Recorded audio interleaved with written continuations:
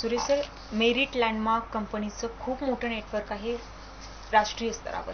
बरोबर. या सर्व ग्राहकांना, आपले जे मजबूत ग्राहक आहे, कस्टमर आहे, त्यांना आपण काय आश्वासन देणार ज्या या सर्व प्रतिक्रिया आपल्या विरोधात उचलल्या जात आहेत? येस, मला खूप आवडलं तुमचं बोललेलं. मजबूत ग्राहक आणि मला वाटते आव्हान करायची काही गरज नाही आमच्या ग्राहकांना.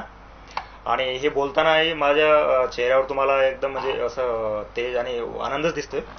कारण की आज जसे जी एका विशिष्ट वृत्तवाहिनीवर जी बातमी चालू आहे, एवढे जबाबदार वृत्तवाहिनी असतानाही बेजबाबदारपणे जी चालवलेली आहे, ज्याच्यामध्ये कुठलेही पुरावे किंवा कुठलेही आम्हाला टेलिफोनिक किंवा समक्ष तर विसरूनच जा, पण टेलिफोनिक पण आपल्याला काही कन्व्हर्सेशन झालं नाही, त्याच्यावर कसलीही विचारणा केली नाही.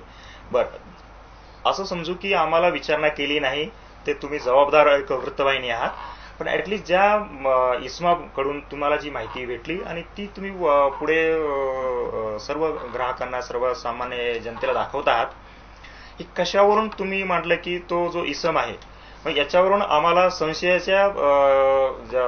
संशयामध्ये म्हणजे तुम्ही पण येता, म्हणजे स्वतः ती वृत्तवाहिनी आणि इसम हे दोघंही संशयाच्या त्या घेऱ्यामध्ये येत आहेत.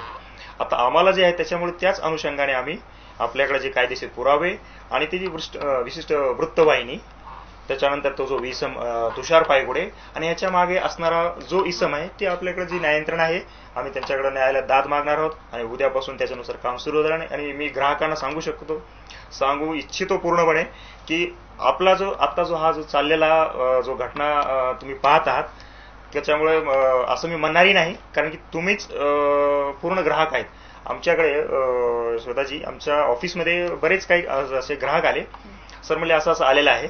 तर काय म्हणजे आम्हाला काही वाटत नाही, म्हणजे हे नक्कीच कुणीतरी म्हणजे द्वेषा खातीर आणि जसं मी मागे सांगितलं की खंडणी खातीर आणि असं जे चांगली प्रगती आहे त्याला कुठंतरी खुंटावं, कुठंतरी तोडावं, हाच प्रयत्न आहे आणि त्याला आपण हाणून पाडू.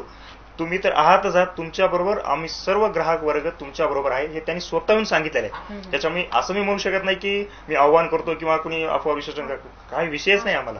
कारण आम्ही एवढे फर्म आहोत, म्हणजे भावनाने तर आहोत आणि कायद्याने पण आहोत त्याच्यानुसार. तर त्याच्यामुळे आपल्याला पूर्णपणे आपला जो व्यवहार आहे तो कायदेशीर आहे आणि आमचे जे ग्राहक आहेत आजही एक संघ आहेत आणि इथून पुढेही, म्हणजे आज एवढं चालू असतानाही आमचा व्यवसाय हा त्या पटीने खूप छान वाढत आहे, आजही तो चालू असतानाही सुद्धा.